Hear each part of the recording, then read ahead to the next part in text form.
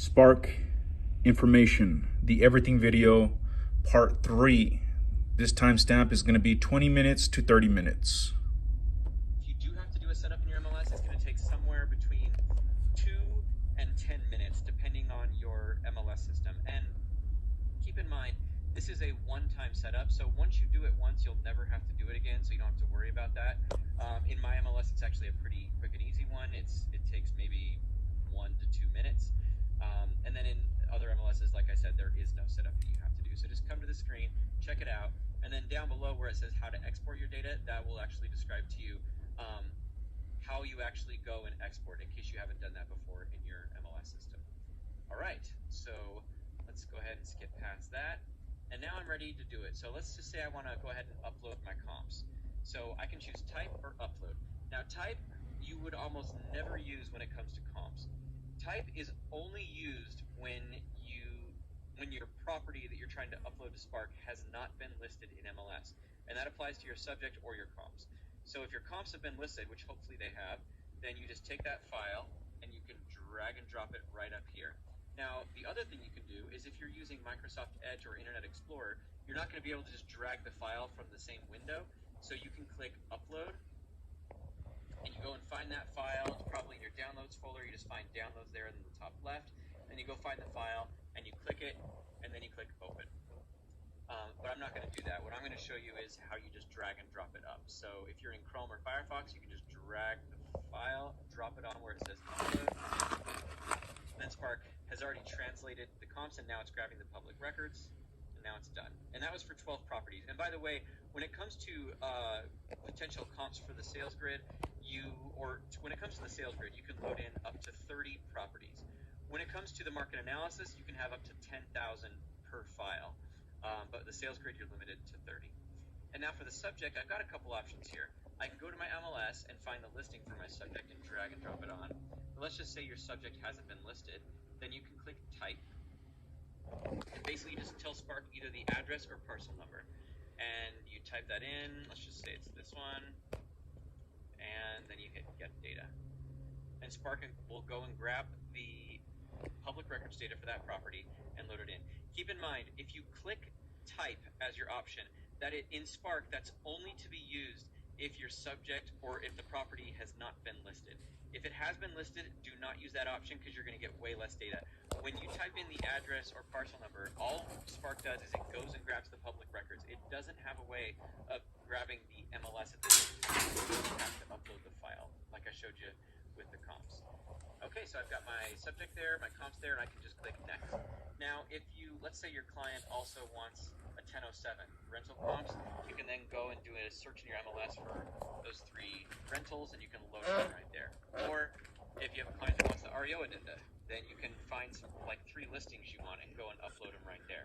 And that means that Spark will add in the REO addenda if it's not already in your report, and it will also load those properties into that addenda. And then listings right here, this is not for if you want to load actual active listings into your grid. This is if you want to load an additional listings addenda into your report and then load properties into that. That's what that's for. So don't get confused and load active listings that you want in your sales grid. Don't load those here. That's what you would put here. Okay, I'm going to click Next. All right, so now I've got the grid, I've got this subject, and I've got a bunch of comps. And you can see I've got the rentals listings and REO listings, which I didn't load anything into, so those are empty. And if I want to, I can click the plus sign and upload some REO or some actives into that REO addenda, or I can click this plus sign and load rentals into the 1007 if that's what I want to do. Also, because you have a limit of 30, and right now we have, 12 in here? Because you have a limit of 30, you could add more onto this. And so if you want to add more comps onto the screen, maybe you had to do 2 different searches in your MLS to get all the properties you need for your grid, then you just click the plus sign once you get to this screen, and you can tack on more files. As many as you want, as long as you don't go over that limit of 30. All right, so I think that's that. Now I'm going to show you a couple other ways you could load in your subject. So what I'm going to do is I'm actually going to remove the subject by clicking Remove right here. So that's gone now. And now what I'm going to do is, let's just say one of these properties was your actual subject. subject. Let's just say it's this one right here, 3056 East Enid. It's under contract, it's a pending in MLS, so that's fairly common when you do an appraisal for a purchase. Your subject's probably pending or at least contingent in your MLS. So you can actually load that in with your comps, and then all you do is you click anywhere in here and you drag it to where it says add subject. You'll see it highlight green when you're over it, and then you drop it on by letting go of your mouse button. And there you go. So now I've got my subject, which is 3056 East Enid, and now instead of having 12 comps, I've got 11. Now let's also say that for this particular appraisal, your client wants an REO addenda with those 3 listings in it. Now let's just say comps 9, 10, and 11 are the properties I want to load into that REO addenda. I just drag them up here like that. And so now I'm down to 8 comps, got my subject, and I can click on REO listing, and I can see those 3 listings added into the REO addenda there. And I can, of course, drag them around, put them in any order I want to. None of that part matters. And on my sales grid, same thing. I can drag comps around, put them wherever I want to. And yeah, that's pretty much it. And there's a couple other things when it comes to displaying the information on the screen that's important. And I know you're probably seeing these red items, and I'll get to those in a minute. But you can also choose to have Spark automatically sort your comps. So if you don't like the order they're coming in, you can just click this gear icon and choose General Grid Settings. And this screen gives settings that have to do with basically every feature in the grid, not just one specific row. Like, we do have a separate screen for just the settings for heating and cooling options, or parking, or above grade GLA. But this screen, the general grid settings, has to do with things that apply to the entire grid, not just one particular feature. So in this case, the very top setting is how you want Spark to sort or reorder the comps. And so you can see I have it sorting by status, so it puts all closed sales first, then pending, then active. Then within each status, it will sort by date, most recent to oldest. So I'm putting most recent closed sales first, most recent pendings first, most recent actives first. I can also choose oldest to most recent if I want to. And I can also, instead of date, I can just change that to GLA or price or distance. That's distance to the subject.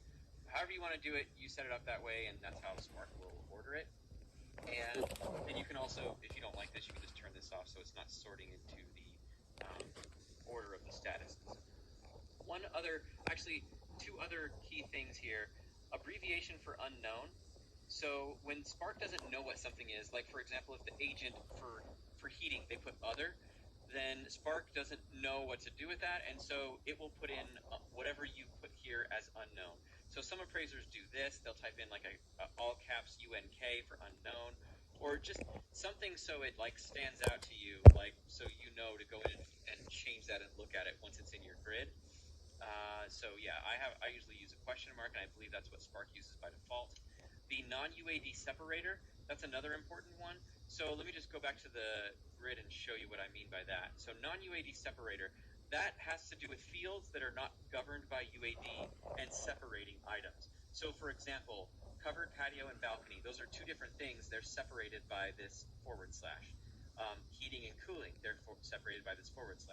Now this wouldn't apply to DT1 ranch because that's UAD governed and it has to be a semicolon. But if you want to change that, you don't like the /, you just go to the general, or by default it might be a semicolon. I don't know what you'll see by default when you first start up Spark, but if you don't like whatever it is, you just go to general grid settings up here and change that non-UAD separator to whatever you want it to be, a space, a comma, /, whatever it is that you prefer. And then these are your defaults, so I won't go more into detail on those. Now this is an important one, so I will get into that. So in some areas of the country, appraisers use the recording date as the close date that you use in the grid. In other areas of the country, they use sale date as the date that goes for the closed sale date into the grid. So you can control that right here. So Spark by default in my area is recording date. We did try and customize this, so in each area it should load in the way appraisers like it. But if you're noticing that the closed sale dates are not quite what you're expecting, then most likely this is the thing right here you want to change. So just click the gear icon, go to General Grid Settings, and find this setting right here and change it over to Sail Date. And then hit Save Changes and take me back. Or change it to Recording Date, whatever it is, however you need to change it. The only other thing you might care about is there are two types of REO addenda, the standard and then the